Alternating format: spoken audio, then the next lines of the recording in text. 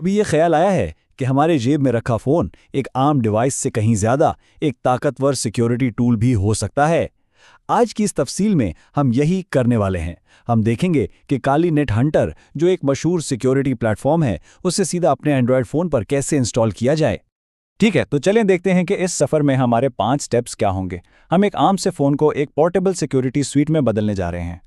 हमारी सारी तवज्जो काली नेट हंटर की रूट लेस इंस्टॉलेशन पर होगी। इसका मतलब यह है कि हम फ़ोन की बुनियादी सेटिंग्स को, यानी उसे रूट किए बगैर, ये सब करेंगे। ये सबसे आसान और सबसे महफूज तरीका है। हाँ, एक बात जहन में रखना ज़रूरी है कि रूटेड इंस्टॉलेशन में कुछ ज़्यादा एडवांस्ड फीचर्स मिलते हैं, लेकिन वो काफ़ी पेचीदा भी हैं। तो आज हम वो रास्ता ले रहे हैं जो हर किसी के लिए खुला और आसान है।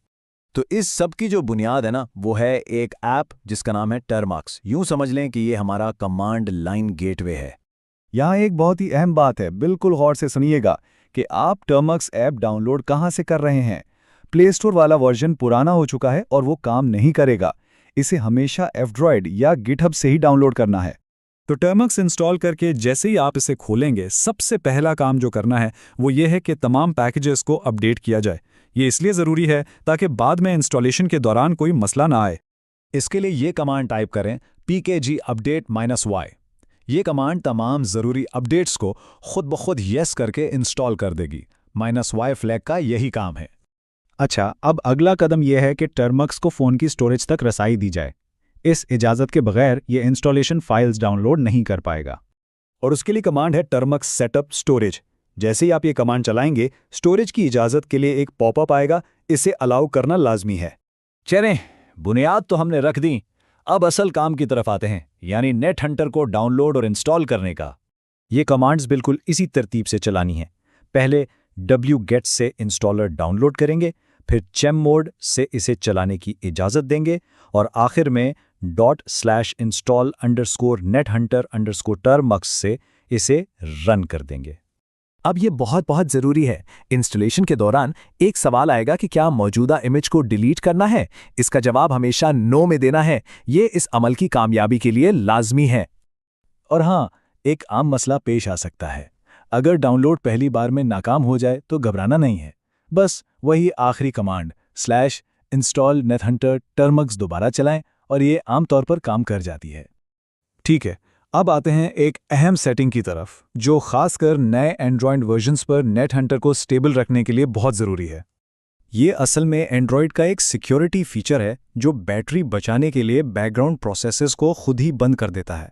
बदकिस्मती से ये नेट हंटर के ग्राफिकल इंटरफेस को भी बंद कर सकता है, लेकिन फिक्र की बात नहीं, इसका एक सीधा साधा हल है।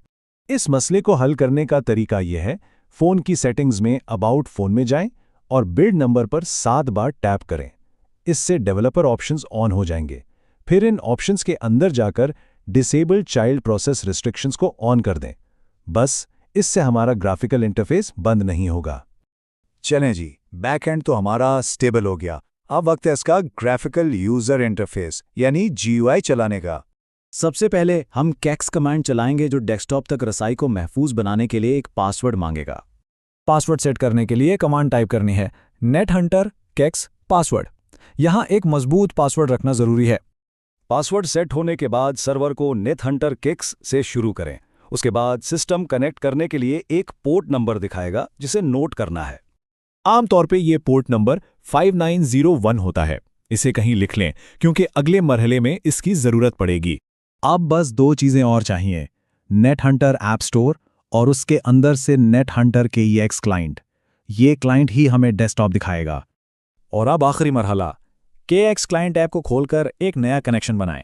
एड्रेस में लोकल होस्ट लिखें, जिसका मतलब है यही फ़ोन, और फिर वही पोर्ट नंबर डाल दें जो पहले नोट किया था। और लीजिए, काली नेट हंटर अब आपके फ़ोन पर चल रहा है। सिक्योरिटी रिसर्च की एक पूरी दुनिया अब इस मोबाइल डिवाइस से काबिल रसाई है।